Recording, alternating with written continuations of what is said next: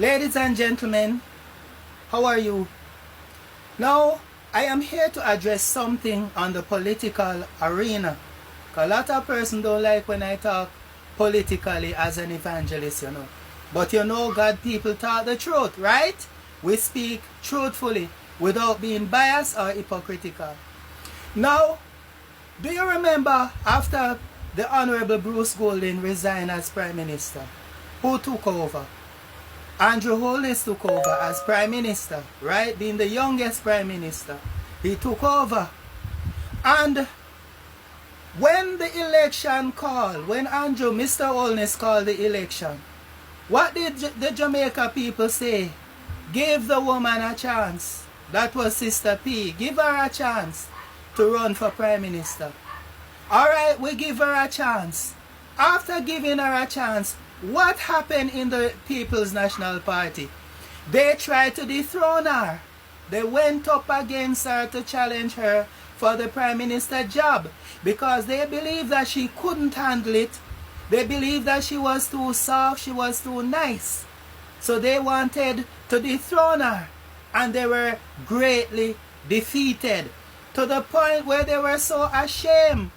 They were so ashamed, ladies and gentlemen. At that portion, I had to make it clear to them that, listen me, no hard feelings. Let us just get back. Let us just get back to business. Where were Mark Golding during those times? He was right there. Now, ladies and gentlemen, we see deja vu happening here. Give Master Mark a chance. Give Mr. Golding a chance. Ladies and gentlemen, I am sure that the very people who are saying, give Mr. Golding a chance, are the very persons who will turn against him later on down the road. Because, ladies and gentlemen, we see the policies that he is trying to implement. Unrealistic policies.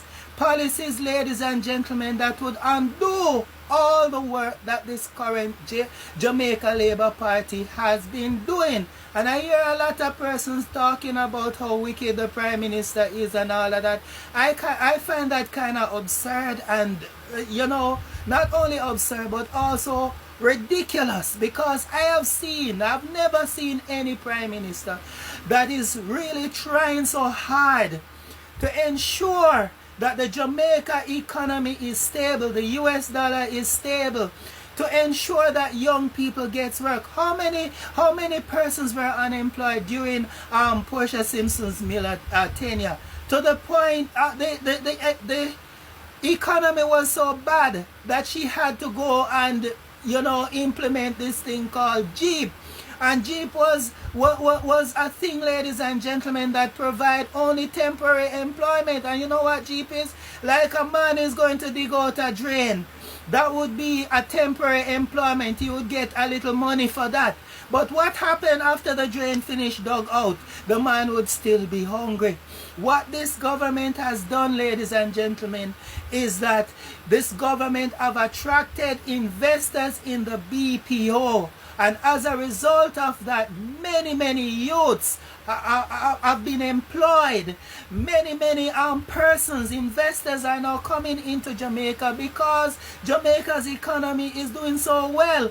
Some of the things that the IMF have when we used to borrow money from the IMF, ladies and gentlemen, they laid out some ridiculous conditions for us that we have to listen, we have to follow. We have to follow before they can give us money. And when they do give us the money, ladies and gentlemen, the type of pressure that they put us under, if we were still abiding by those rules and regulations, Jamaica would not be where it is now. And the great Dr. Nigel Clark bring back the economy to the point where he becomes so impressive, ladies and gentlemen, that he has been called to the very IMF that put us under strict pressure when we were borrowers from them, ladies and gentlemen, because they believed that Jamaica was not in a position where it could pay off its debt. That's what they thought, ladies and gentlemen. But this current administration came in, they stabilized the economy, and it has impressed countries globally that the IMF have to recruit Dr. Nigel Clark because they want to know how did he do it, ladies and gentlemen. So what am I saying, and why do I bring up all of this? I am saying, ladies and gentlemen, stick with the government that is working for you. Stick with the government that is building the roads. Stick with the government that is putting water in your pipe. Because I hear some people talking all sort of nonsense. I've never seen people so ungrateful in all my life, because they are voting on loyalty rather than on performance. You shouldn't choose your government based on loyalty to a political party, ladies and gentlemen. You should choose your government based on performance. And I go for performance, because if this government was not performing, I wouldn't have been supporting them, ladies and gentlemen. So why shouldn't we give Master Mark a chance, or Mr. Golden a chance? Ladies and gentlemen, during the financial meltdown of the 1990s, he was there. What did he do? What did he do? He did nothing.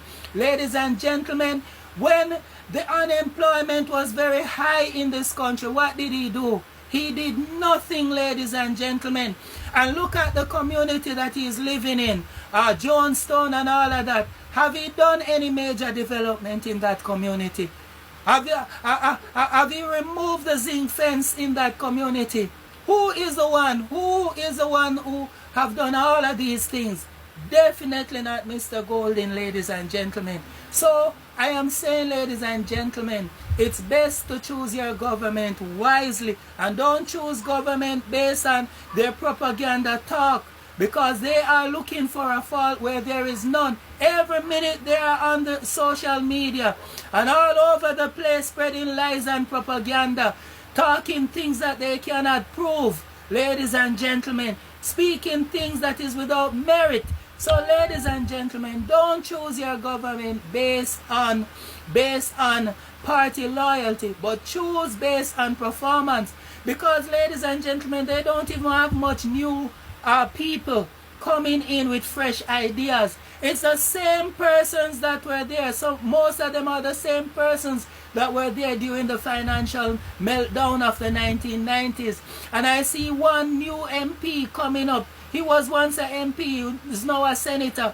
And ladies and gentlemen, they rejected him from his constituency. They rejected him when he ran against Anne-Marie Vault in Portland. And ladies and gentlemen, when I hear some of the things that he talk, I said, this guy is educated, but he is not smart. He's educated, but he's not very smart, because I hear him talk some very foolishness, ladies and gentlemen.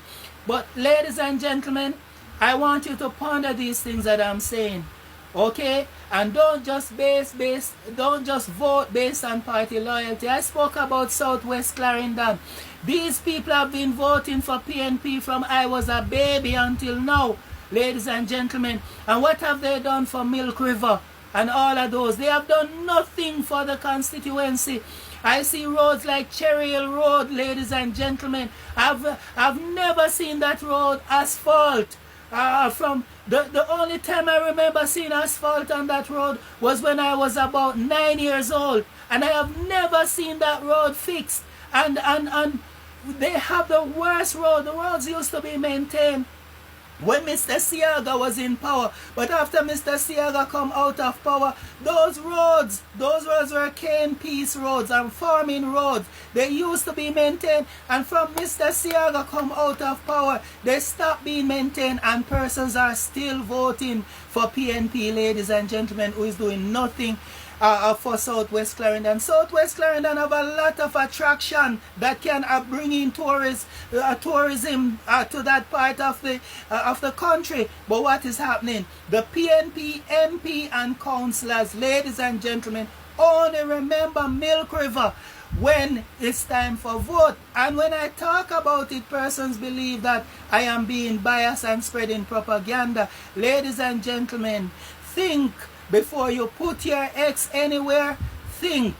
Don't just vote based on party lines. vote based on performance. Okay? God bless you. Thank you for listening.